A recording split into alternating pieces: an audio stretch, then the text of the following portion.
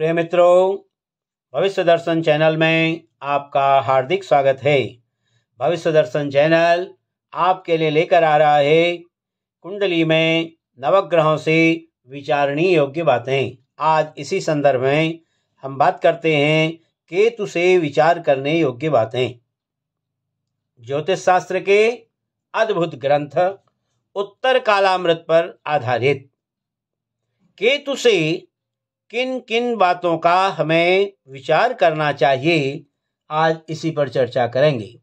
जैसा कि उत्तर कालामृत में बताया गया है कि चंडी से स्वर विघ्न पादि सुर वृंदोपासना वैद्य का स्वानः कुक्कुट ग्रद्ध मोक्ष सकलैः ऐश्वर्य क्षयार्ति ज्वराः गंगा स्नान महातपो अनिल निषाद स्नेह भूति प्रदाः पाषाणो वृण मंत्र शास्त्र चपलत्व ब्रह्म वेदास्त्रित्वा कुक्षार्ति जड़त्व कंटक मृग ज्ञानानि मौनव्रतम वेदांतोखिल भोग भाग्य रिपु पीडोन्न पाता पाल्पभोग वैराग्यम च पितामहद क्षुदति शूलस्फुटकाद्यकारुजः श्रृंगी भृंगी विरुद्ध बंधन कृताज्ञा शूद्र गोष्ठीर्ध्वजात।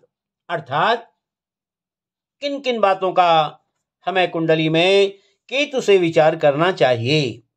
जैसे बताया कि चंडीश्वर गणेश आदि देवताओं की उपासना, डॉक्टर, कुत्ता, मुर्गा, गिद्ध, मोक्ष, हर प्रकार का ऐश्वर्य, इसका विचार भी हम कुंडली में केतु की स्थिति को देख करके कर सकते हैं।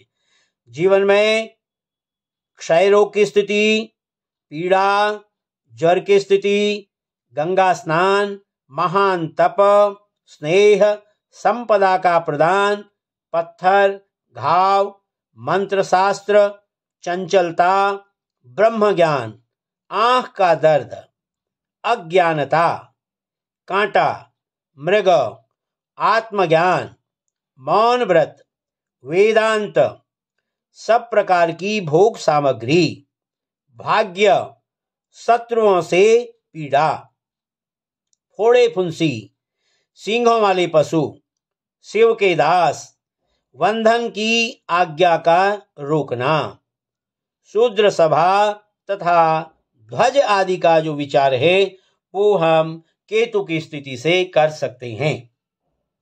यहां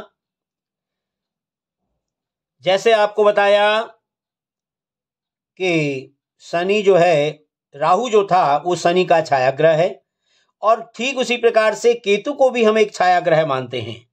तो केतु जो है वो मंगल का छायाग्रह माना जाता है।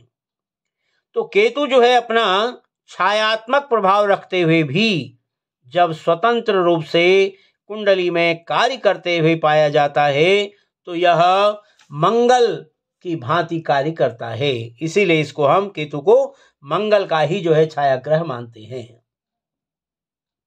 इसके संबंध में कहा गया है कि कुजवत केतु, जैसे राहु के संबंध में कहा गया था कि शनिवत राहु, तो यहां पर केतु के संबंध में कहा गया है कि कुजवत केतु, यानी कि कुज कहते हैं मंगल को, और केतु जो है वो मंगल के समान है।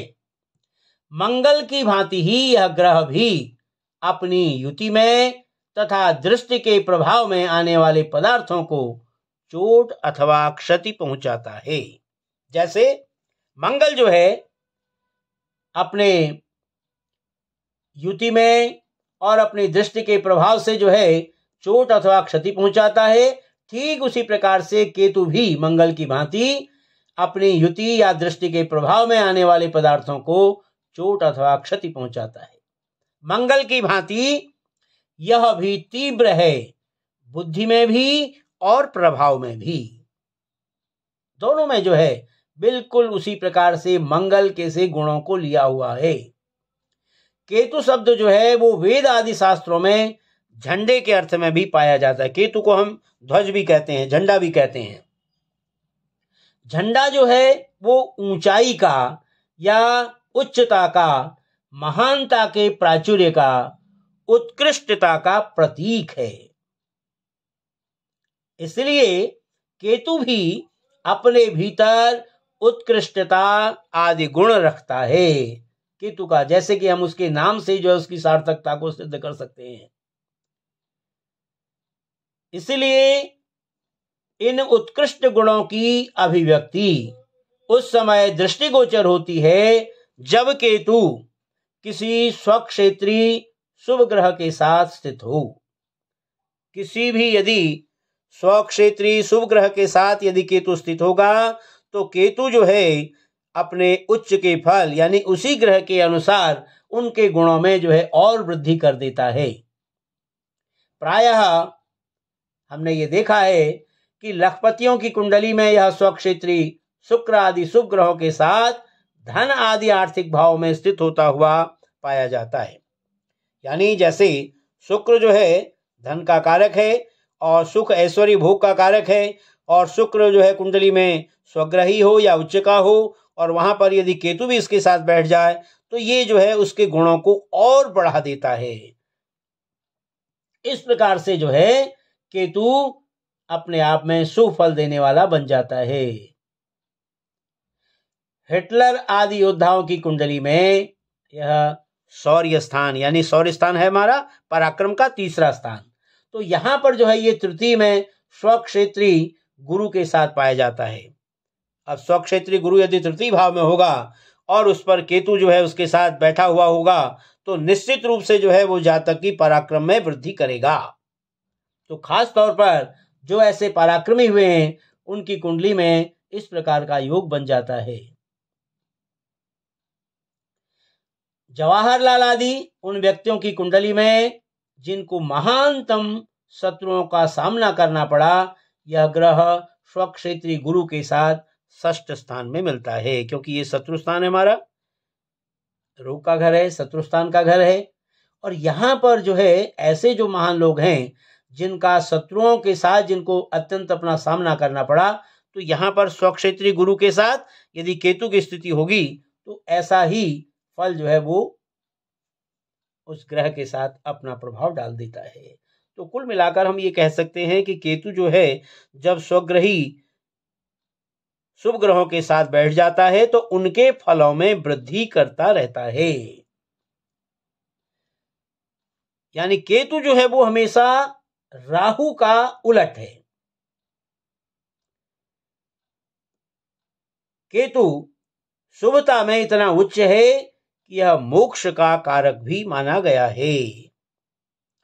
इस तरह से हम कुंडली में केतु की स्थिति से जान सकते हैं कि जातक के जीवन में उसकी कुंडली में केतु का क्या स्थान है, केतु की क्या स्थिति है और किस प्रकार का फल जो है ये केतु जातक को अपने जीवन में देगा, अपने भुक्ति में, अपने ग्रहों की अपने दशा में, अंतर्दशा में जातक को किस प्रकार का प्रभाव देगा, किस प्रकार की जो है स्थिति उसकी बनाएगा, इसका विचार हम केतु की स्थिति से देख करके कर सकते हैं। तो केतु यदि शुभ हुआ तो ये मोक्ष का कारक भी इसको माना गया है। तो राहु जो है, राहु से केतु बिल्कुल एकदम से उलट बताया गया है। दोनों छाया ग्रह, राहु भी छाया ग्रह है, वो शनि का छाया ग्रह है, केतु जो है वो मंगल का छाया ग्रह है। किंतु केतु के अंदर भी ये विशेषता आपको बताई है कि यदि ये शुभ ग्रहों के साथ तृतीय भाव में जो है बैठ गया, गुरु के साथ बैठा, तृतीय भाव में यदि शुभ ग्रह के साथ बैठा तो पराक्रम में वृद्धि करेगा, षष्ठ स्थान में स्वग्रही के होकर के गुरु के साथ बैठ गया तो शत्रुओं में वृद्धि करेगा। तो यानी और केतु जो है कुंडली में यदि शुभ स्थिति में हो तो ये मोक्ष का कारक भी बन जाता है। प्रिय मित्रों, यह थी चर्चा कुंडली में केतु से विचार करने योग्य बातों पर। आशा है आपको हमारी यह वीडियो अच्छी लगी होगी। यदि आपको हमारी यह वीडियो अच्छी लगी हो तो आप हमारी वीडियो को लाइक करें, शेयर करें और हमारे चैनल को सब्सक्राइब करना भी न भूलें। फिर इसी प्रकार की नई वीडियो लेकर के आपके सामने उपस्थित होंगे। तब तक के लिए आप सभी का हार्दिक धन्यवाद।